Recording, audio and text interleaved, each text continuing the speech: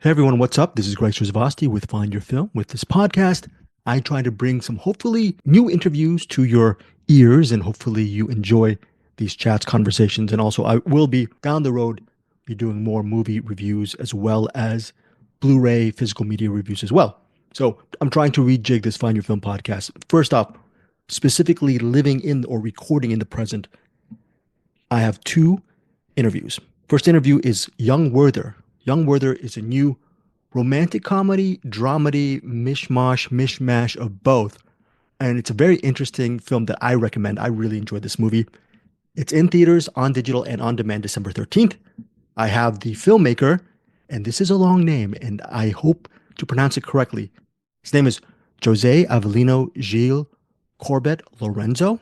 He also wrote Young Werther. The movie itself is based on a very popular novel of its day, maybe 300 plus years ago, called Young Werther, and it was written by Gota? Yeah, I think Gota is the right way to pronounce it. But this movie, Young Werther, differs from that original novel because it's A, it's set in present day, and B, there's some different plot machinations or changes within the construct of Young Werther. If you have read that original novel, you'll see the big difference as far as, and I don't want to give too much away regarding this. Again, remember, this is a romantic comedy, dramedy type of situation. It stars Douglas Booth, Alison Pill, Iris Apatow, and Patrick J. Adams. I will be talking about that in a second. Okay, so my other interview is with Julia Wosiak, and hopefully I'm pronouncing that name as well correctly. She is an actress who has two homes, one in Poland, where she grew up and was raised, and in New York, where she is continuing her studies, or she's also continuing her acting and filmmaking career in New York. She's doing short films in New York. She's doing short films in Poland. She is also a playwright, etc. And I will talk about that with my intro after this interview with José Avelino Gilles Corbett, not Corbett, Corbett Lorenço. My bad on the Corbett. But so yeah, the second part of this podcast will have an interview with Julia Wosiak. Very interesting interview, like around 20 some odd minutes. And ultimately, for this installment, you have two people who are on different sides of the spectrum because Jose, he's had a career he dabbled in different parts of his career as a writer in a band. And now finally he has this screenplay that he filmed, and now this movie is coming out right around the corner. And then you have someone like Julia Wosiak, who has a very interesting start of her career. And I'll talk about, sorry about that, I'll talk about why in the second part of this podcast. Now, all right, timestamps will be in the show notes and whatnot. So, all right, let's start off with José Avelino Gilles Corbett Lorenço. He is a very interesting filmmaker because when you look at, I'm looking at the poster of Young Werther, you might think it's a very light, fluffy rom-com, and it kind of seems to be, but it's absolutely not. This Toronto set romantic comedy has its share of dark moments, melancholic moments, and it's pretty deep in what it has to say about friendship, love, life, heartbreak, and whatnot. I'm going to read the synopsis right now, the official synopsis. Patrick J. Adams, Douglas Booth, Alison Pill star in this romantic comedy based on the classic smash hit novel of tragic romance. While on a simple errand to Toronto, a carefree and charming young writer named Werther's played by Douglas Booth, stumbles across the love of his life. That love is played by Alison Pill, only to discover that she is engaged, and the person that she's engaged to is a very responsible lawyer type, played by Patrick J. Adams, who you might know from Suits. And Alison Pill is also a very respected theatrical and film and television actress as well. She's very talented. This is the first time Douglas Booth has a resume as well. This is my introduction to Douglas Booth. I think he was in another movie called, I got to look it up right now. What was the movie that Douglas Booth was in several years ago that my cinematics buddies, Bruce Perky and Eric Holmes, really enjoyed? This Douglas Booth movie from, I think, 2022. He starred in a horror thriller called Unwelcome. Okay, I did not see that. But he was also in The Dirt, playing Nikki Sixx back in 2019. He was in Mary Shelley. He's had his share of Pride and Prejudice and Zombies from 2016. He proves, at least to me, who was pretty naive with his and ignorant of his body of work, he is a very good leading man in Young Werther. But during this interview with Jose, he talks about the struggles and most importantly, the perseverance of him as a writer in learning how to actually be patient with his writing. And success isn't overnight, and it's a continuing process. And even though young Werther, people like me and a lot of people look at a movie that's being released and made as a success story and everything's fine and dandy. No, that's not it. It's a continuing situation with Jose. And a big part of it was him just persevering. And Young Werther was something that was not, someone didn't automatically finance the movie, and he did not automatically get this movie right off the ground. So, without giving too much away, he talks about that in the interview regarding his trials and tribulations as a writer and having projects initially get the green light, supposedly, possibly, and then fail, and then him having to just stay patient and stay the course. It's a really good interview. Now, I'm trying to get more organized here.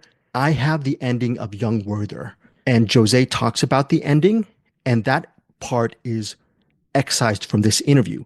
The spoiler stuff for Young Werther will be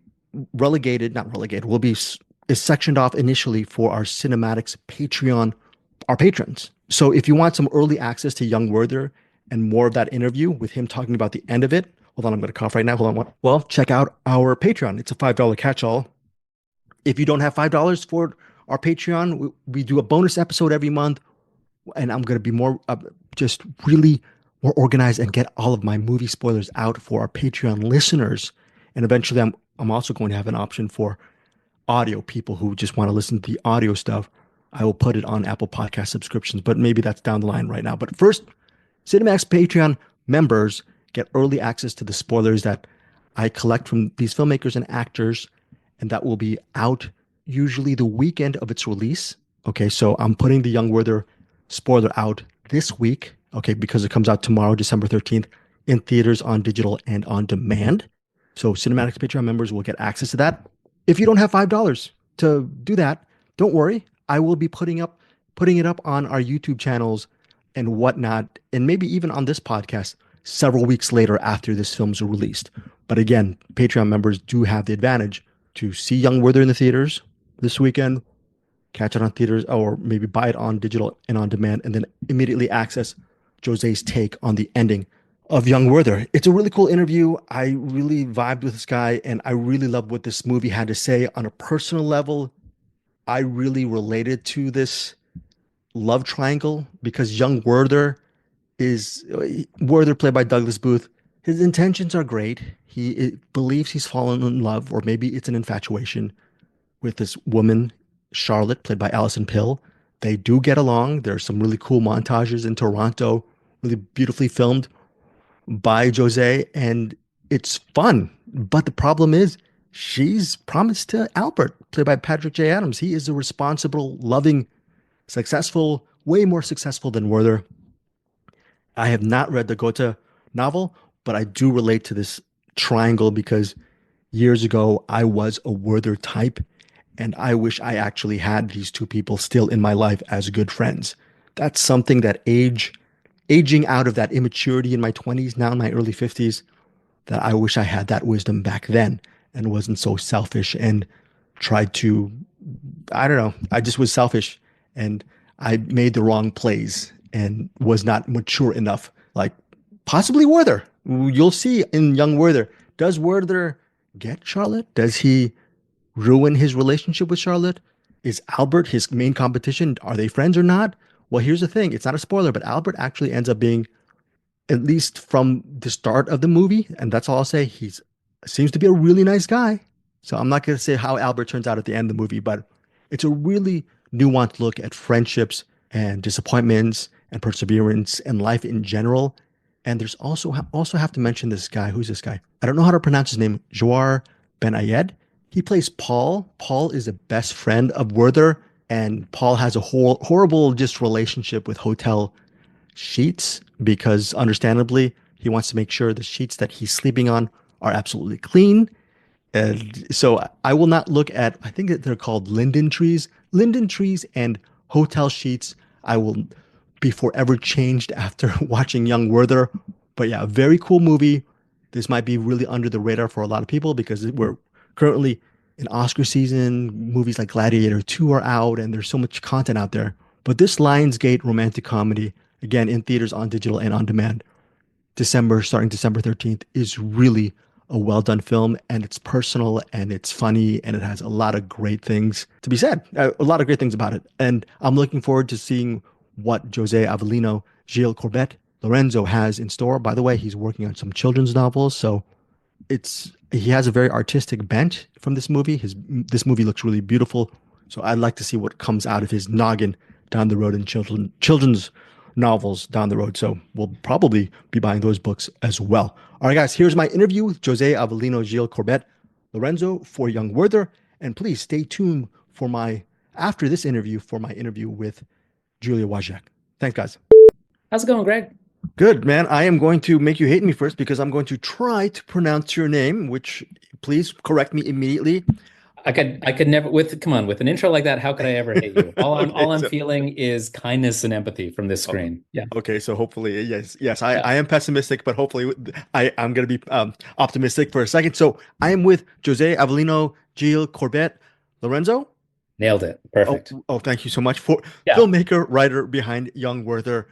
Great co-writer, by the way, for your screenplay. Talk about the source. What intrigued you about the novel and resonated with you that you wanted to turn it into something unique here today as well? So absolutely. When Goethe asked me to, no, no, it was it was this book that I read in university, Swords of Young Werther by Goethe, and I wasn't aware of it before I was made to read it for a class, and liked it just fine at the time, but kind of put it on the shelf and forgot about it. And then 10 years later, pulled it back off that shelf, and I'd been screenwriting at that point for a few years, and kind of looked at it and I was like, why has there never been a major English language adaptation of this book that is so revered in Europe? Like it's still so popular there, it's still taught widely, and had been adapted so many times in the past as European films, as operas, musicals, comic books, mangas.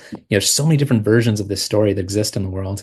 And it just seemed like a narrative with these timeless characters and these themes that were as relevant today as they were 250 years ago, that I was like, yeah, let me take a swing at this.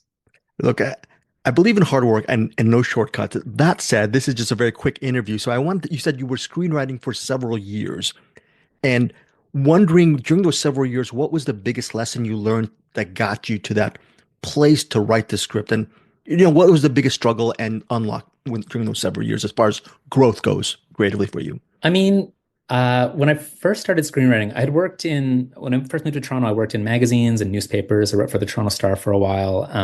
I worked as a researcher and then a producer at Much Music, which is kind of like Canadian MTV, and then at CBC, working in news. And so I'd had all this sort of like writing experience. But then I had this moment where I was like, you know what, I'd like to try making something. Like I really wanted to, I'd been in bands and we made records, but I was like, I want to make like a TV show. And so I wrote some like spec TV show scripts, and got a manager down in LA who's my manager to this day, Mason Novick, just a wonderful guy. But at that time he was like, oh, there's just this writer's strike. Why don't you try writing features? So I pitched him some ideas. He was like, write that one. And I wrote this script called Valedictorian that was about the sixth smartest kid in his high school trying to eliminate his academic rivals to become valedictorian and get into the university of his dreams. And that script got me an agent, and it looked like it was going to get made at Searchlight, and it was all just happening very fast. And then it didn't, and it just sort of fell apart. And then the lesson, I think like that early lesson was try to stay pretty even, because the next 3 scripts I wrote after that, there was like zero interest from anybody.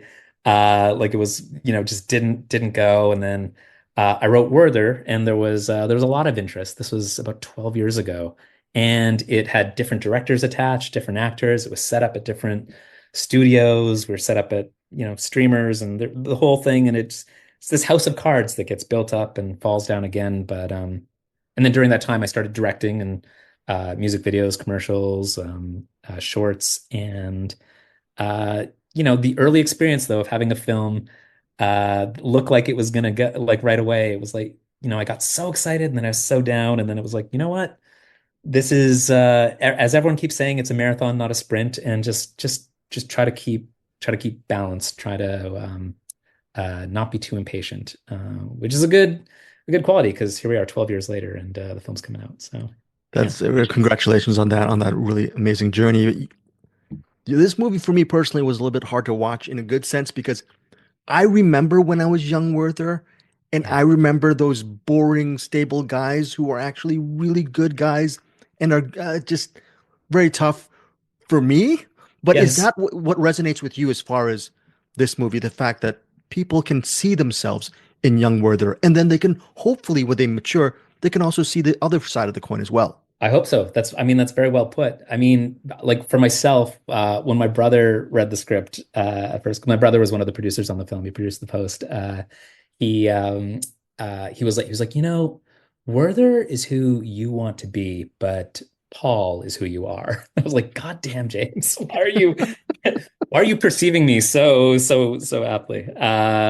But yeah, I really do think there's I think the film overall, and the book really that everything comes from is, we're all just human beings trying to make connections with people. We're trying to find romantic partners. We're trying to find, intellectual sparring partners or someone who makes you laugh. We're trying to find lasting friendships. We're trying to connect and be in the world. And I think what I loved so much about the book, especially thinking about it as a film, was like, there's no sort of clear heroes and villains, and there's no you're never I anyway, and there's not really like a person that I'm necessarily like rooting for. You're just kind of watching this like messy, very sort of like human experience play out where you're watching Werther and Charlotte in sort of a romance, but you're watching Werther become friends with Albert, and you're watching Albert and Charlotte work out the issues in their, stable but imperfect relationship. And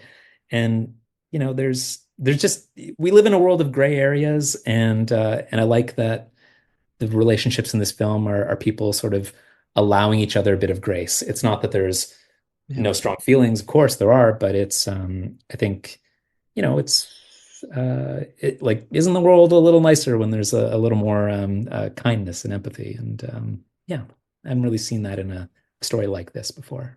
You also have a performance from Douglas Booth that is like just amazing, just concentrated but free jazz. How do you, as a filmmaker, how are you Love that. able to, yeah, how are you able, do you modulate it? Do you let him fly free? Because Werther is, you could consider him maybe a dilettante, but then maybe he's also a hard worker. He's had his heart broken. He's spoiled. He's all of these things, but then he's also very mature and he's empathetic. He's all of these things, but then there's so many different tones. Well, how did you work with Douglas on this? It's amazing stuff. I mean, again, I love your summation. That's beautiful. I can't wait to text him the free jazz comment. He's gonna love that. I mean, Doug is like such an incredible performer. Like I first saw him in the Riot Club years ago and like loved him in that film and then sort of tracked him thereafter and was really excited when we were in the casting process and found out that he was interested in Werther. And out of everyone I spoke to, he just understood the essence of this character and that it wasn't this one note thing and that it wasn't just like this puppy dog pursuit. It was like a character that had real complexity and depth. And so much of that is what he brought to it. Like during the performance, like, or actually even our first sort of rehearsal session, which we're doing over Zoom with Doug and Allison, just the logistics of getting together in advance of the shoot. Zoom is an imperfect medium for trying to like work these things out. But I remember seeing Doug's script and it was like annotated to like it was flagged with so many post-its and just notes on like every line and everything. Like he's a very as much as he is a intuitive actor and someone who thinks deeply about the role and about the scenes, uh, um, or sorry, feels deeply in the role in the scenes. His preparation is so strong. He really, yeah, he's an amazing talent. Like on the day, like he would ask, like from here, at points he would sort of like check in with me, like is this right? Is this right? And often it was I felt more like a sounding board Wow. than someone who was trying to do anything prescriptive at that point. Yeah, Jose, very quickly, final two questions is, can yeah. you, right off the top of your head, can you name one of your all-time favorite films, and what is this? What is it about this film that it's unique for you on a personal level? I just showed my 7-year-old The Princess Bride for the first time last week. And I mean, I love that movie so much. It's like something I loved as a kid. I rewatch it all the time. I think it's like the one of the most perfect films ever made. It's got a meta narrative aspect to it that's like interesting and different. It's unique. Each character is unique and specific. The humor is so good. The set pieces are wonderful. Like it's got romance, it's got adventure, all the things that Peter Falk says to Fred Savage at the beginning of the film. Everything contains it's there. It's just a perfect movie for me. And of course, the Golden Book is fantastic, right? It just adds to It that. oh, it's wonderful. It's crazy. I mean, that guy is yeah. Talk about wisdom. That's Yeah, yeah, yeah. must read. Yeah. And as you're leaving, just very quickly, children's books. When can we expect? Can I? Oh Can I go yeah. to your website and order? And is that why you're passionate about that as well? Because we're older now, and children's books really have a very powerful effect on us, even at a certain age. Yeah, my co-creator on this children's book series, the first one comes out later in 2025. The Billy books. Billy is our main character, and she is sort of a amalgam of my daughters and my co-creator's daughters. Co-creator is James Braithwaite, is an illustrator who, yeah, phenomenally talented guy. He's wanted to make children's books his whole life, and he approached me during COVID. We'd met each other at sort of a creative studio that we're both a part of, and he was like, "We should make kids' books together." And I was like, "You know what? Got an idea for one," and we sat down, we shaped it, and got a kids book agent, and went and sold it through. And so yeah, Penguin's putting these books out. They'll be in bookstores. I think it's fall 2025 is going to be the first Billy book. The second one the following year, and hopefully dozens after that. We'll see. Billy, and who's relentlessly resourceful, and her scattering of friends. Yeah, I'm yeah. looking forward to that series, and congratulations on young Werther. Thank you so much. This is so For lovely. sure. And again, oh my God, like just your insights and your questions, just really excellent. Thank you so much. Where'd you get the dancer? Oh, Miles. So hilariously, he was like a background performer. And on the day when we were shooting, I was like, get that guy like over here and upgrade him immediately because we're gonna do this with him. And yeah, yeah. Great, I mean, what a talent. great. Unbelievable. Great energy. Again, thank you so much, and good luck with your film. Thank you so much. All right, guys, I'm back with my intro to Julia Wosiak. She's a Polish actor and writer. I'm reading from her personal website. Quote, her work spans theater and film with a focus on exploring cultural identity, generational trauma, and human relationships. Julia is dedicated to creating projects that bridge her Polish heritage with global themes, fostering a deeper connection with audiences from diverse backgrounds. So what's interesting for me is I did see several of her shorts, really enjoyed those shorts and her performances in them. They're shorts that it shows her, and they're different. They're different shorts, and we talked about, the shorts Grom and Fortune of Chance in our interview. We also dived into her play called Our House. Our House was featured at the New York Theater Festival, and that festival is a quote prestigious platform for emerging playwrights and directors. What's interesting is she's following her career as an actor in both Poland and New York. Her big dream, at least what I got from the interview, is to turn her play Our House into a feature film. And I'm really interested to see Our House as a movie or even read it as a play. It's great to see someone of her age already be a playwright as well as an actress in a bunch of shorts. So it's a very insightful interview with Julia, and she talks about how the struggles of being raised in Poland and drawing inspiration from her family, specifically her mother, and also just balancing her career in both New York and Poland because it's not New York and Jersey. This is something that requires a lot of time and balance for her to follow both of these parallel careers in Europe and in America. So, yeah. And by the way, Julia Wojciak, all of that material stuff, her website and other social media stuff is available on the show notes.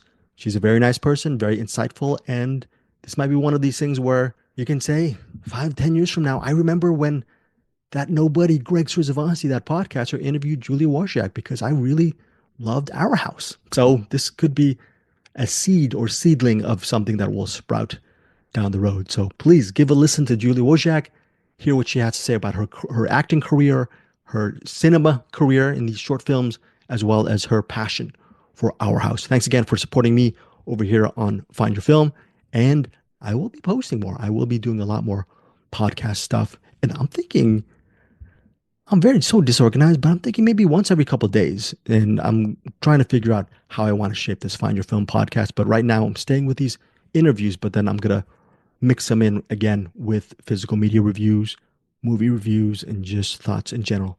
All right, guys, thanks again and yeah, I've never been to Poland. I haven't been to New York in years. I am a hermit, but hopefully I really love, Jose's Toronto based. I really love talking to people from different parts of the world, and hopefully you enjoy listening to these interviews as well. Would love to hear what you think of. I'm always open to movie recommendations as well. Hit me up at info@findyourfilms.com if you have any movies that you want to recommend to me so I can greedily watch them and get back to you. All right, guys, take care. First off, I'm here with Julia Wosiak. Is that wait, hold Yes. on. Yeah, that is the right way to pronounce your name?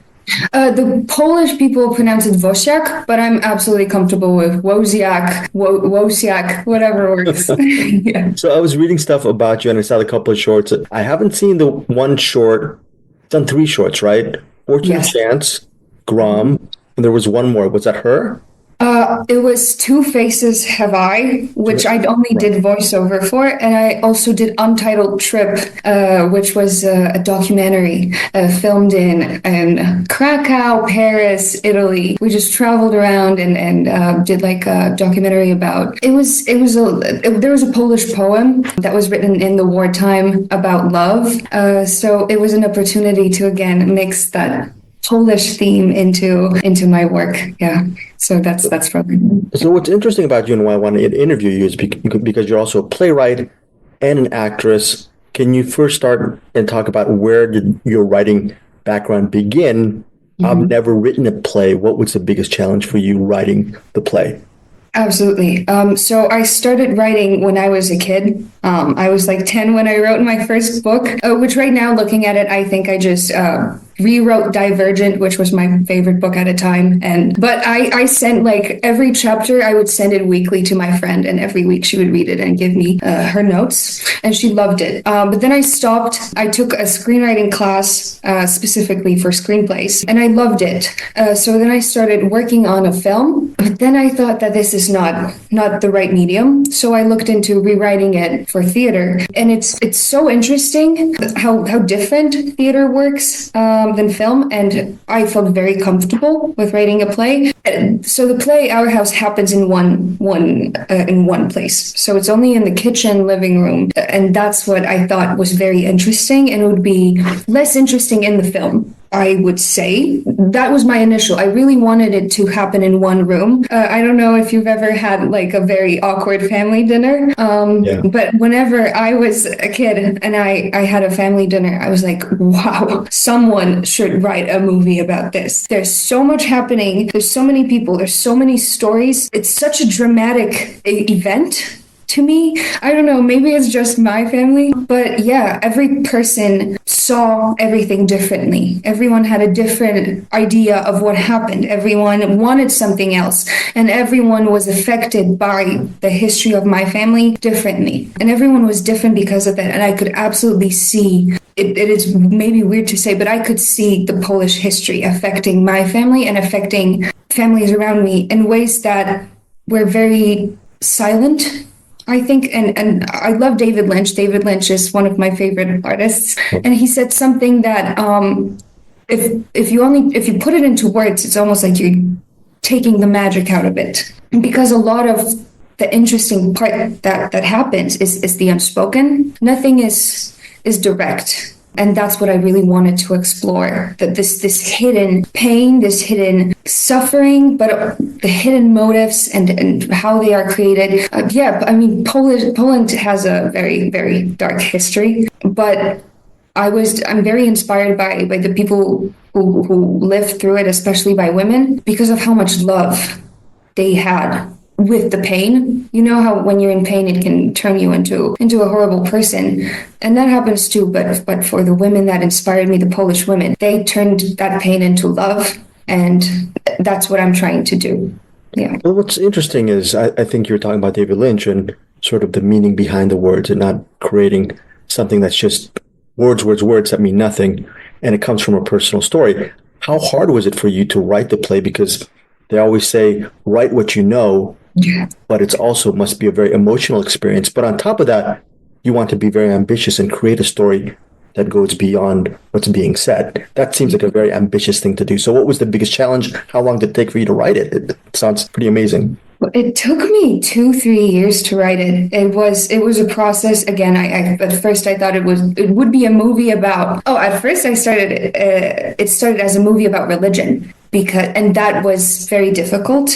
I grew up Catholic, and a lot of recently there's this conflict between politics and church, the separation, and I really wanted to work with that, and that was difficult to show how religion influences people, maybe sometimes not in the best ways, and also, you know, I tried to make every character. Nothing is black and white. So I didn't want for the antagonist to be considered, okay, they're just a horrible person, I don't care. Because that's the cruelest thing about life, is the people that maybe hurt us, the people that are not the best for us, they don't do it just for fun. They do it because they are also in pain. You know, the thing that happens, the story of Our House, it didn't happen to me, but the characters were inspired by people who I know in real life. And just to, again, had to in my head go, they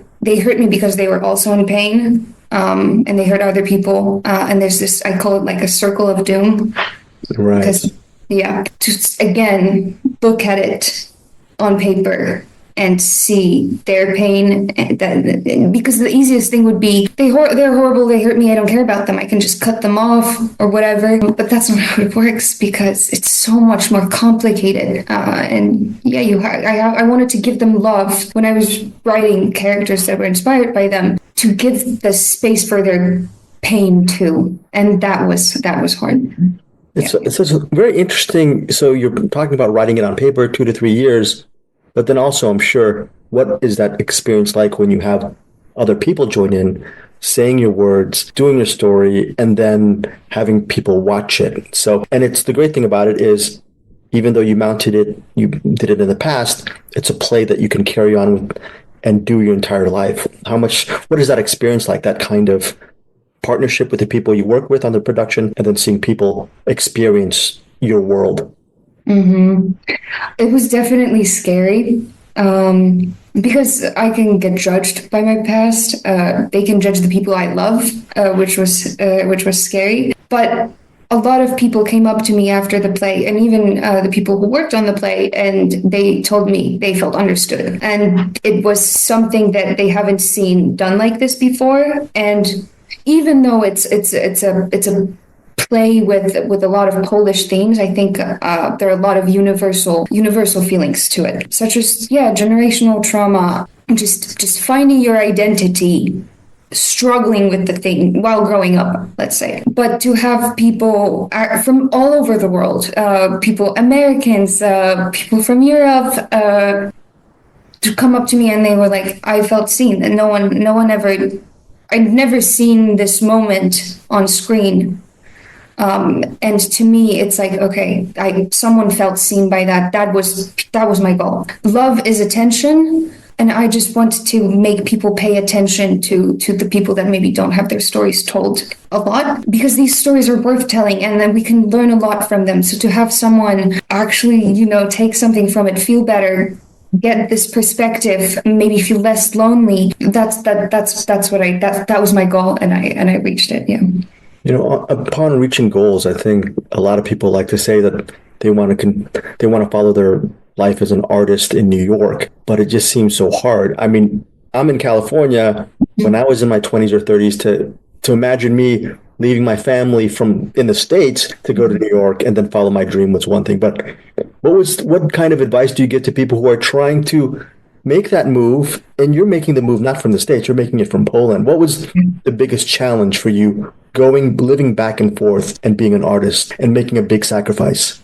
The biggest challenge would be the distance from my family and people I'm close with, but also just getting into a world that I don't know anyone and building everything from scratch. Sometimes, yeah, it's difficult because now I have two worlds. I have my world in Poland and the people who I work with in Poland, and I have people in America. And they are very different. The projects I do in Poland are different than the projects I do in the US. So just maybe jumping from one to another, maybe feeling like I'm not giving, even though I am, I know that I am, but there's this feeling that if I could have stayed for longer, maybe I could have helped more the people in Poland, for example. But I try to really merge them both together in my art. That's why I try to talk a lot about Polish themes, but bring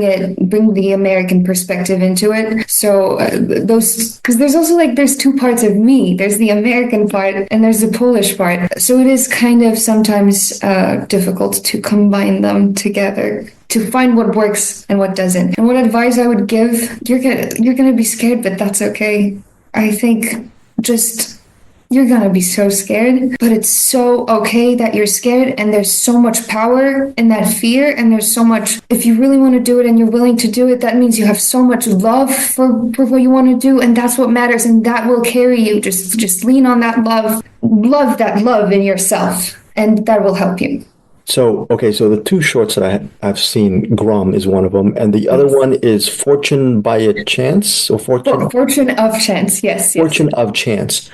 So what's interesting is both of your characters are pretty flawed and very human. Was that one of the draws for you to be the lead in these shorts? How cool was it to play people who have flaws and they're not perfect and they're not cookie cutter and they're going through things? I really like those two shorts.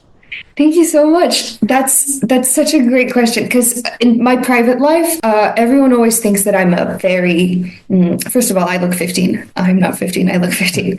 People always think I'm a very quiet, well put together girl. And when I started auditioning, I specifically started getting cast for these characters that are, have troubled backgrounds. And but I love playing those characters because they're interesting. There's there's a lot of freedom in what they do because they have made mistakes and they're not afraid of doing that again.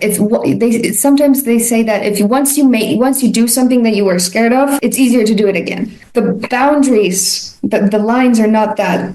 I can go over those lines. I can kind of explore that character in so many ways. And yeah, I think that they interest me so much because I don't want to judge them, and it's harder not to judge them. And I like that about it because I have to try to like them. I have to try to understand them harder, which is a more human thing to do. I like both of them, but Grom is very interesting because there's so many different edits in it.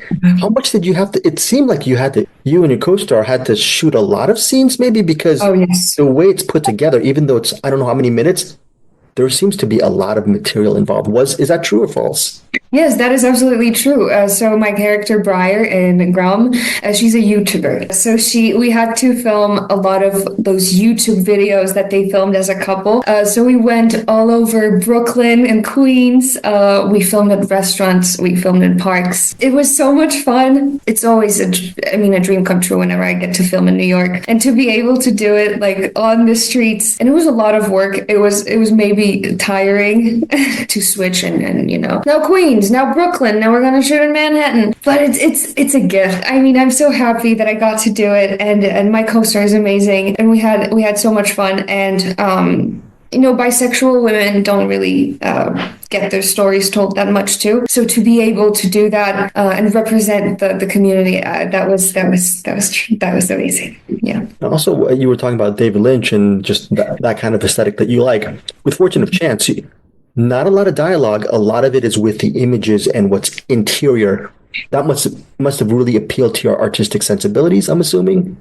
Oh, I absolutely loved it. Yeah, again, because there isn't a lot said about Marla, my character, but you can absolutely say a lot about her just by looking at her. And I loved the freedom that Marla represented. I felt incredible working on her. It's such a special character in my heart because of how free she was. Yeah. I also like the idea of what happens when two people really connect, and they're connecting when they're both doing something that maybe they shouldn't be doing. Was that also kind of cool? Because you're sort of pulling for them, but you're really mad at what they're doing. So yes. Was that kind of cool, that sort of mixture of life there?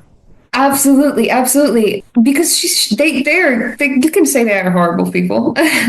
And I've never had a scene, I've never worked on anything where I was a horrible person falling in love with a horrible person and loving it so much. There was just something so satisfying. I was like, of course, this is perfect. They are perfect for each other. They are so similarly broken that it's almost fun. And I wish them all the best. I hope they steal more cars no, I don't. Of course. I hope they just have fun and they get better. Yeah. So right now, are you spending a lot of time here in New York, Poland? How are you handling that? Because you have family and you have a career there too. You have a career in New York as well. What's the key for you as far as where you want to stay moving forward? Is it just splitting your time between both? It's mostly splitting my time between both, depending on what I'm working on right now. Hopefully this will work out, but I'm planning on filming a movie based on our house, so I want to turn it into a feature, and I'm really excited about that, and that will be filmed in the US. I recently filmed a short film in Poland. I'm here kind of because of many things, but this one is one of them. So yeah, it's mostly where my projects are. Yeah.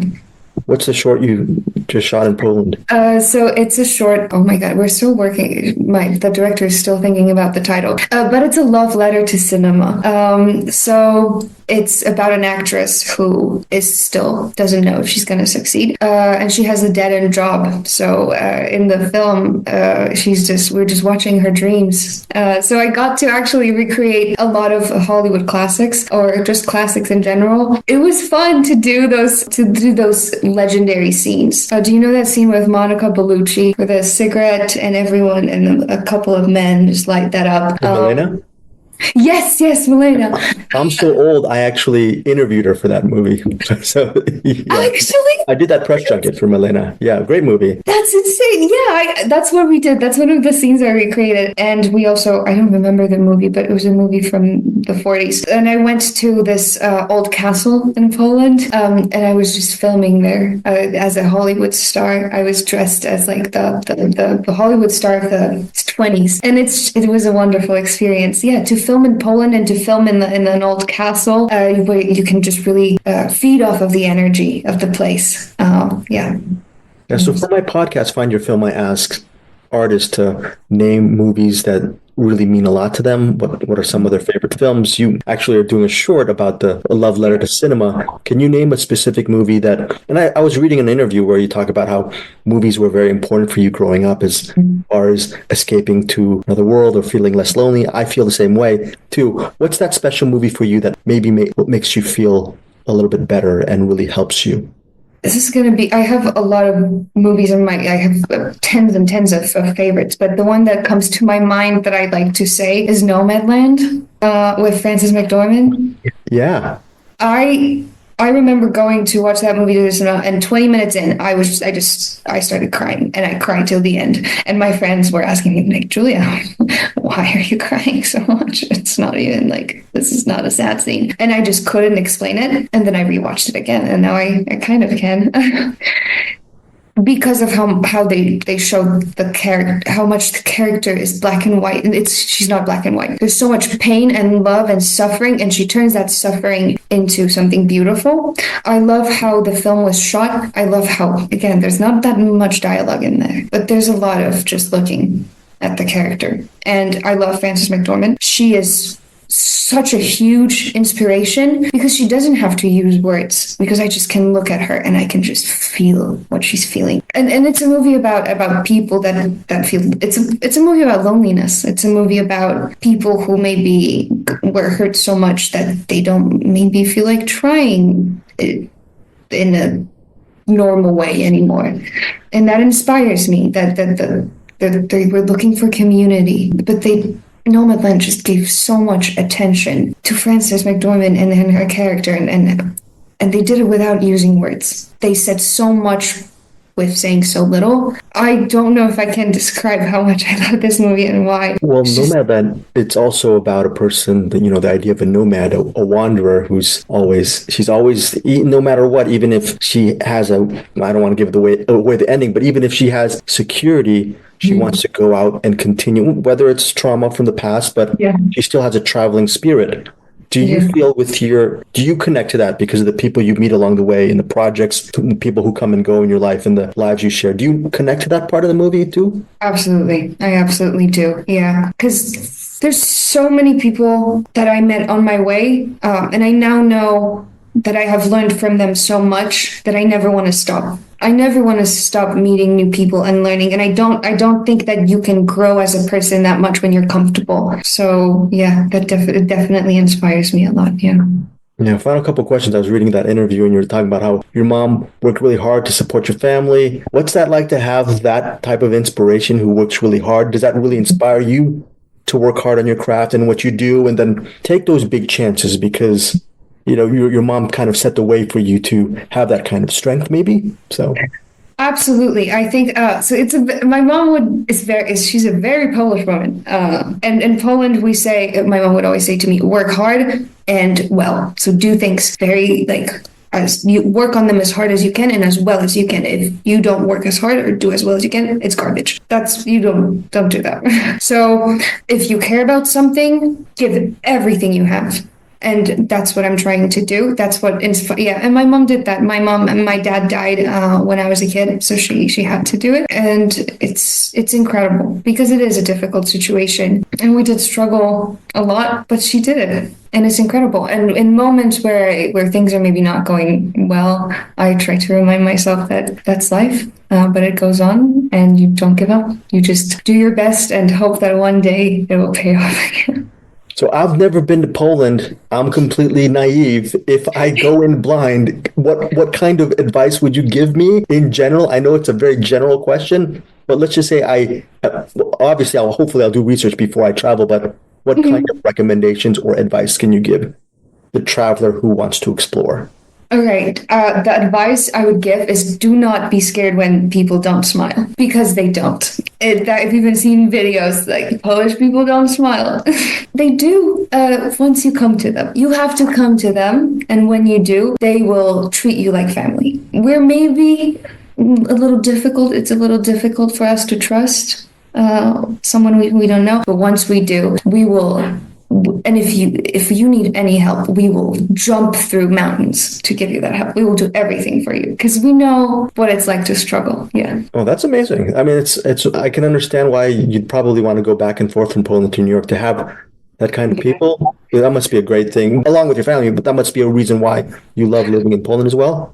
Absolutely. Yeah. Both the art community in Poland is incredible. I've worked on with Jakub Nużyński. He's a Polish director. I did Myślisz o niej czasem, a short film. So it's do you still think about her? That's the translation.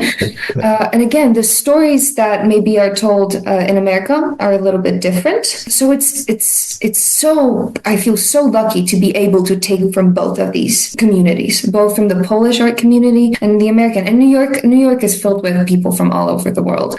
So to be able to really blend all those cultures into, well, mostly Polish and American, into my art, and to learn from those art communities that are different, I think it allows me to create something very unique. Yeah. And on creating something unique, other than a couple of years from now, when I see Our House in the movie theaters, what else are you working on? Where can we find you? Can you talk about your website? How can people find your stuff? Yeah, so you can follow me on Instagram at Julia.Wosiak, or I have my website, Julia Wosiak, JuliaWosiak.com. Yeah, these are my main forms of social media. I upload whenever something comes out. So yeah. Julia, thank you so much for your time. Really enjoyed the Thank you shorts. so much. Can't wait to check out our house and read about it and see it and whatnot. So Thank you so much.